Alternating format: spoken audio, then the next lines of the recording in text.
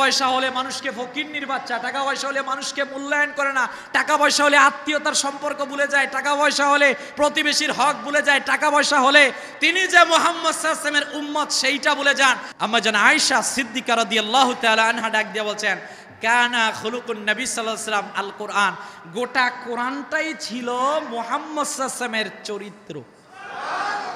ও ভাই, আজকে আমাদের টাকা পয়সা হলে আমরা মানুষকে মূল্যায়ন করতে চাই না। মানুষের পতন হয় কখন জানেন? যখন মানুষ নিজেকে উচ্চ মনে করে, বাকি সবাইকে নিচু মনে করে। ও এতদিন এত টাকার অধিকারী ছিল না, আজকে হঠাৎ করে যখন টাকা এসে পড়েছে, এখন সে চিন্তা করে আমার থেকে বড় পৃথিবীর মধ্যে আর কে বড় আছে। অথচ আমরা পড়লে দেখতে জানতে পারি এইটা আরে প্রদীপের আগুন যখন শেষ মুহূর্তে নিভে যাবে, এটা খুবই উজ্জ্বল হয়ে যায়। মানুষ অহংকারী তখন হয়ে যায় যখন তার পতন নিশ্চিত হয়ে যায়। পয়সা হলে মানুষকে ফকিন্নির বাচ্চা, টাকা পয়সা হলে মানুষকে মূল্যায়ন করে না, টাকা পয়সা হলে আত্মীয়তার সম্পর্ক ভুলে যায়, টাকা পয়সা হলে প্রতিবেশীর হক ভুলে যায়, টাকা পয়সা হলে তিনি যে মুহাম্মদ সাল্লাল্লাহু আলাইহি ওয়াসাল্লামের উম্মত সেইটা ভুলে যান।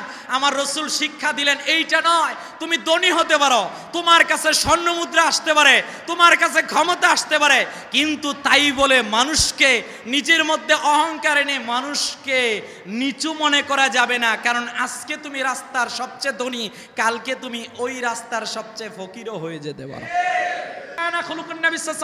আম্মা জান আয়েশা বললেন, আমার রাসূল চরিত্র, গোটা কোরআনটাই চরিত্র। আমার রাসূল শিক্ষা দিলেন জীবনকে মূল্যায়ন করো।